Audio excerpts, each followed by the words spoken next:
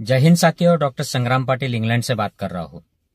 साथियों, आईपीएस संजीव भट्ट जो आईआईटी बॉम्बे से उन्होंने अपना बीटेक किया था 1985 में, एकदम होनहार, इंटेलिजेंट और देशभक्त ऐसा नौजवान जो आईआईटी बॉम्बे के बाद फॉरेन जा सकता था, बड़ी कॉरपोरेट नौकरी में जा सकता था, लेकिन इस नौजवान ने डिसाइड किया कि वो देश की सेवा करेगा। तो उन्होंने यूपीएससी का एक जो ऑप्शन था वो चुना और 1988 को उनको आईपीएस मिल गई।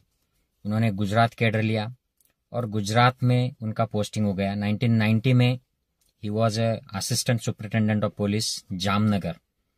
ये बड़ा फेमस प्लेस है जामनगर गुजरात का।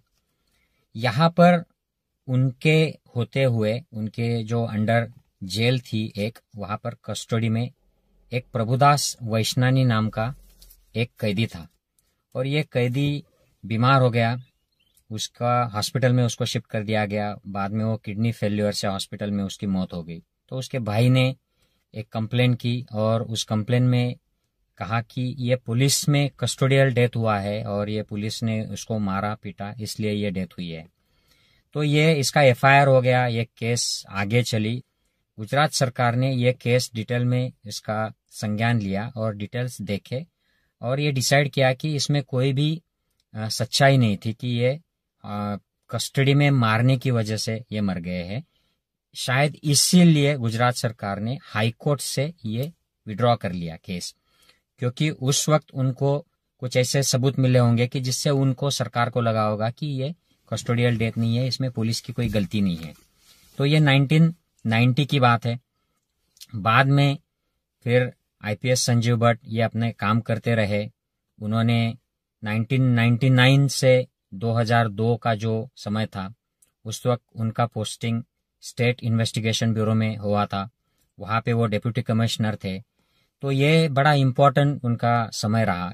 इस समय में वे गुजरात स्टेट की सिक्योरिटी के लिए जिम्मेदार थे और chief minister of Gujarat Modi ji के सिक्योरिटी के भी वो जिम्मेदार थे उस वक्त के। तो बड़ी जिम्मेदारी थी उनकी। और इसी समय में आप जानते होंगे कि गोधरा जो गुजरात का एक बड़ा शहर है, यहाँ पर ट्रेन से जब कार सेवक आ रहे थे अयोध्या से, तो उसमें जो मजदूर गरीब लोग जो भेजे गए थे भाजपा की तरफ से, विश्व हिंदू परिषद, बजरंग दल की तरफ से, उनकी ट्रेन की बोगी जलाई गई और वो जो 63 लोग मर गए, इमीडिएटली उनके फोटो के साथ लिस्ट जारी की गई भाजपा की तरफ से, आरएसएस की तरफ से, और उसका पूरे स्टेट में एक माहौल बनाया गया। ये उसी दरमियान हुआ था। इस दरमियान ऐसी कुछ घटनाएं हुई कि मोदी जी बहुत नाराज हो गए थे संजीव भट्ट पर, और उस वक्त के जो गृह मंत्री थे मोदी के मंत्रिमंडल में, वो हरेन पांड्या, उनके ऊपर भी। तो ये क्या हो गया था, क्यों नाराजी हो गई थी, पुलिस प्रशासन पे क्यों नाराज हो गए थे? क्योंकि उस वक्त जो 63 लाशें गोधरा में हुई, ये बोगी में आग लगाने की वजह से, उन लाशों को अहमदाबाद लाकर उनका माहौल बनाने का प्लान मोदी जी बना रहे थे और पुलिस प्रशासन इसको अपोज कर रहा था, ये बताते हुए कि इससे सामाजिक तनाव बढ़ेगा, लोगों में अशांति पैदा होगी और हिंदू मुस्लिम दंगे हो सकते हैं। लेकिन मोदी जी ये बात सुनने को तैयार नहीं थे। उनको ये डेड बॉडीज लानी ही थी अहमदाबाद में, और इसके लिए वीएचपी और बजरंग दल और आरएसएस ये सब मिलके ये प्लान बना रहे थे। तो मोदी जी जरा नाराज हो गए थे उस वक्त। दूसरी एक बात हो गई कि उसी वक्त मोदी जी ने अपने सीएम आवास पर एक बैठक बुलाई थी और इस बैठक में कहा जाता है कि उस वक्त के सारे पुलिस जो अधिकारी थे उनको ये आदेश दिया था कि आप हिंदुओं को रोकना नहीं, उनको जो करना है वो करने दीजिए। तो इस बात से हरेन पांड्या जो गृह मंत्री है वो भी नाराज हो गए थे और उस मीटिंग की जो बातें है वो बाहर आने लग गई थी। इसमें हरेन पांड्या थे और बाद में भट्ट ने भी आवाज उठाई थी। उस मीटिंग में होने का हवाला दिया था और उसमें क्या क्या हुआ था, मोदी ने कैसे आदेश दिए थे, दंगे करने दिए जाए इसके लिए कैसे अधिकारियों को दबाव बनाया था, इस बात को आगे लाया था। बाद में हम लोग सब जानते हैं कि हरेन पांड्या जो गृह मंत्री है उनकी हत्या हो गई थी और उनकी हत्या में जो सस्पेक्ट लोग थे वो भी मारे गए थे एनकाउंटर में, ये हमको पता है। तो तीसरी जो बात हो गई थी कि उस वक्त इलेक्शन आ रहे थे, और ये गोधरा जो है ये इलेक्शन के पहले हुआ था। अहमदाबाद की जो दंगे हैं इलेक्शन के पहले हुए थे, सेकंड टर्म आने वाला था मोदी जी का, और उसी के पहले ये सब हो गया था। और आज तक पता नहीं चला है कि वो गोधरा में किसने आग लगाई थी बोगी में। यह हमेशा होता है, पुलवामा भी ऐसे हुआ है, यह हमेशा ऐसे ही होता है। सितंबर 2002 में मोदी जी ने चीफ मिनिस्टर रहते हुए ओपनली मुसलमानों के खिलाफ बयान दिया था। तो कोई चीफ मिनिस्टर की पोजीशन से मुसलमानों के खिलाफ ऐसे बयान करे तो यह बड़ा सीरियस मसला हो गया था। तो माइनॉरिटी कमीशन जो होता है, नेशनल माइनॉरिटी कमीशन, वो इसकी इंक्वायरी लग गई थी सेंट्रल गवर्नमेंट से। तो उन्होंने चीफ सेक्रेटरी गुजरात को उसकी टेप मांगी थी उस भाषण की। चीफ सेक्रेटरी गुजरात बोला कि मेरे पास कोई भी रिकॉर्डिंग नहीं है, हमने रिकॉर्ड ही नहीं किया है। ओपनली उसने डिनाई किया। और उस वक्त स्टेट इन्वेस्टिगेशन ब्यूरो ने ये रिकॉर्डिंग्स माइनॉरिटी कमीशन को दे दी थी। तो ये बहुत बड़ा मसला हो गया था, जिससे मोदी एक्सपोज हो गए थे। लेकिन मोदी बिल्कुल नाराज हो गए थे स्टेट इन्वेस्टिगेशन ब्यूरो पर, और वहां के सारे अफसरों के ट्रांसफर पनिशमेंट पोस्टिंग पे कर दिए गए थे। बट भी उसमें थे, उनको साबरमती जेल का अधीक्षक बना दिया गया था। और उसमें के उस वक्त के जो अधिकारी है वो सब उनको पनिशमेंट तो मिली, प्रमोशन उनके रोक दिए गए, बट के रैंक के लोग आईजीपी हो गए, और बट सिर्फ एसपी लेवल पे ही काम करते रहे काफी सालों तक। आगे जाकर भट्ट ने सुप्रीम कोर्ट में एक हलफनामा दाखिल किया, और उसमें ये सारी बातें बताई कि कैसे अहमदाबाद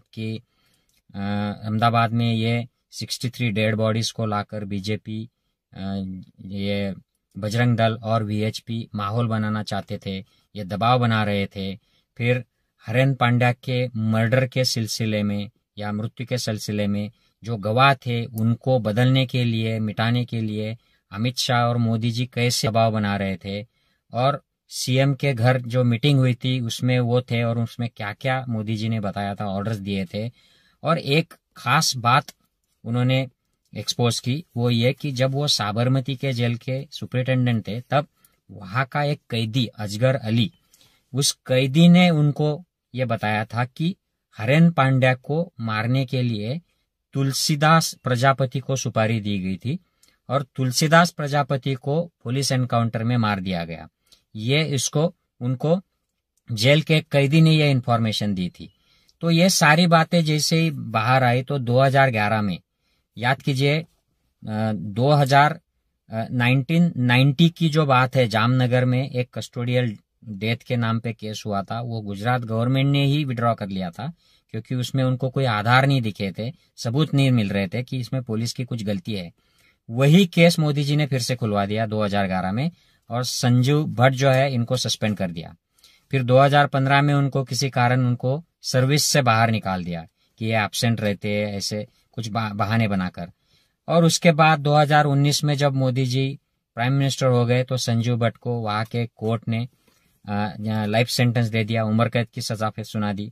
संजीव भट्ट की जो साइड है, उनकी वाइफ जो बोल रही है, उनकी बेटी भी अब सब जगह पे घूम रही है और न्यायालय से न्याय की गुहार लगा रही है कि संजीव भट्ट जामनगर में उस कस्टडी के जो डेथ के सिलसिले में उस कैदी को उन्होंने देखा तक नहीं था, और उनका कोई संबंध भी नहीं था, और बाद में गुजरात गवर्नमेंट ने ही वो केस डिसॉल्व कर दिया था। तो ये 21 साल बाद ये केस खोला था, 1990 टू 2011, 21 साल के बाद ये केस जानबूझकर खोला गया था, क्योंकि संजीव भट्ट ओपनली उस वक्त मोदी जी के अगेंस्ट काफी सारे मामले लेकर बाहर आ गए थे, ओपनली आगे आ गए थे। तो यह अभी घूम रही है, उनकी वाइफ घूमती है, उनकी बेटी है, वो सच्चाई बताते रहती है, उनके साइड की सच्चाई। तो कोर्ट उनको आगे के कोर्ट में जाने के लिए जो टेक्निकल चीजें होती है उसके लिए कोऑपरेट नहीं करता है, ऐसा उनका कहना है। और उनको जो आगे अपील करना है उसके लिए उनको बेल देना चाहिए कोर्ट ने, वो बेल नहीं मिलती है। उनको जेल में ही रोक के रखना है ताकि वो बाहर आके और कुछ ज्यादा चीजें न बोले और माहौल न बिगाड़ दे, इसलिए उनको जेल में ही बंद करके रखा जाता है। उनको कोई मीडिया नहीं कवर करता है। ये ब्राह्मण है, लेकिन आरएसएस बीजेपी ये ब्राह्मण और सवर्णों की पार्टी होकर भी, ये गुट होकर भी, ये इनके लिए कुछ आवाज नहीं उठाते हैं, उनके लिए कोई भी नहीं बोलता है, क्योंकि ये उनके पॉलिटिकल जो इंटरेस्ट है इनके खिलाफ है, इसलिए ये आवाज नहीं उठाते हैं। तो इस बात से हमको ये जानना चाहिए कि इन पार्टियों को कास्ट से, रिलीजन से या सच्चाई से, न्याय से, इससे कुछ लेना नहीं होता है। इनको सिर्फ अपने पॉलिटिकल इंटरेस्ट से लेना होता है। मैं इसका मतलब ये नहीं कह रहा हूं कि संजू भट्ट की साइड ही सिर्फ सही है और मोदी जी की साइड गलत है, लेकिन ये जो सारे जो स्टेप्स है, इससे हमें ये पता चलता है कि अभी न्याय नहीं हुआ है पूरी तरह से, क्योंकि उनको अभी बेल मिली नहीं है। उनको अपील करने का जो उनका राइट है, उसके लिए यंत्रणा जो है, न्याय यंत्रणा, वो कोऑपरेट नहीं कर रही है। उनकी आवाज दबाई जा रही है और उनको आगे जाकर सुप्रीम कोर्ट का दरवाजा खटखटाने से रोका जा रहा है। तो अभी भी संजीव भट्ट, आईपीएस संजीव भट्ट की फाइल ओपन है और मैं आशा करता हूं कि ये जल्दी से जल्दी ये सच्चाई सबके सामने आए और न्याय यंत्रणा जो है, कोर्ट जो है, इनको भी अपॉर्चुनिटी दे उनकी साइड रखने के लिए। उनको सुप्रीम कोर्ट तक जाने दिया जाए और दूध का दूध और पानी का पानी इस मामले में भी किया जाए। ये फाइल भी ओपन की जाए, ट्रांसपेरेंटली, ऑनेस्टली ये ओपन की जाए और न्याय किया जाए। जय हिंद साथियों।